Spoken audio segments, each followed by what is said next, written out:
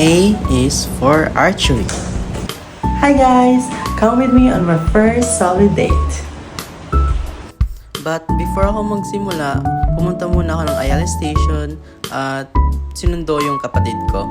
So dito nga, nakarating na kami sa Araneta Cubao Station at nilakad lang namin papuntang LRT kasi galing kami ng MRT station.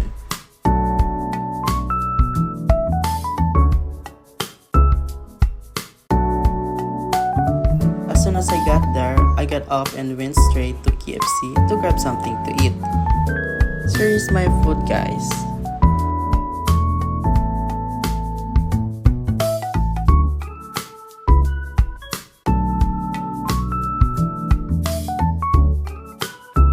After I ate, pumunta agad ako ng CR para makapag-ayos.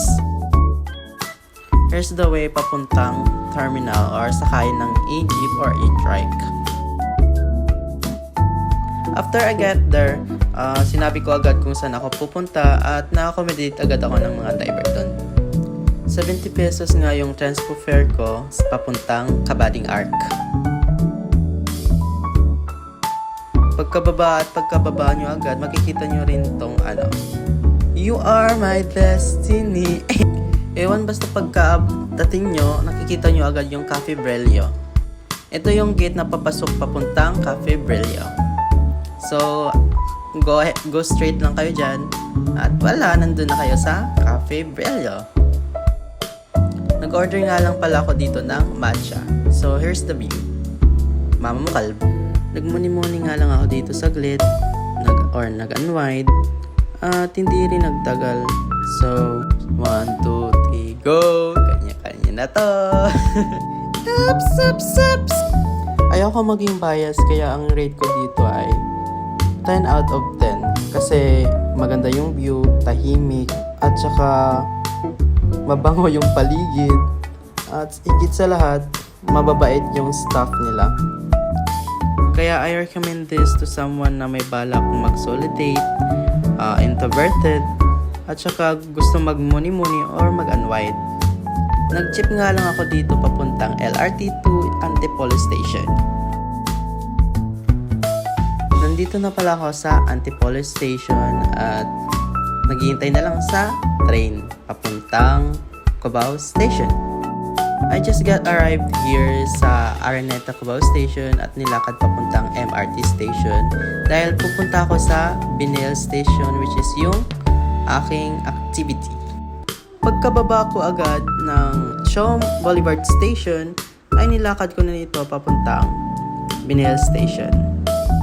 This is my first time to go on solo date, so ang ginawa ko, nagpatulang ako sa map. Nagdire-diretso lang nga lang ako dito at tumitingin sa map para hindi maligaw. Stress na ako dito kasi sobrang init at saka, mabilis lang ako mairita. Nagdire-diretso lang nga lang ako dito at saka turn left, tapos nandiyan lang yung Binel Archery. Here's the view of their lobby nga pala. Nagbayad nga pala ako ng 1 hour session for 340 unlimited arrow. This is my first time to do this, so medyo kinabahan, pero nag-enjoy naman sa huli. Nakailang round nga ako dito at saka hindi ko na namalayan. May sugat na pala ako. So here's my score. Makatapos lang dito ng activity ko and I had fun, and thanks to the coach na nagturo sa akin. Kinakabahan nga ako dito kasi baka umulan. At saka anong oras na to? 4:34 na. Nilakad ko nga lang dito mula sa Binel Archery to Boni Station at sumakay na doon ng jeep pa uwi. Being an introverted person, I was so happy that nagawa ko to kahit na kinakabahan at takot ako mag-isa.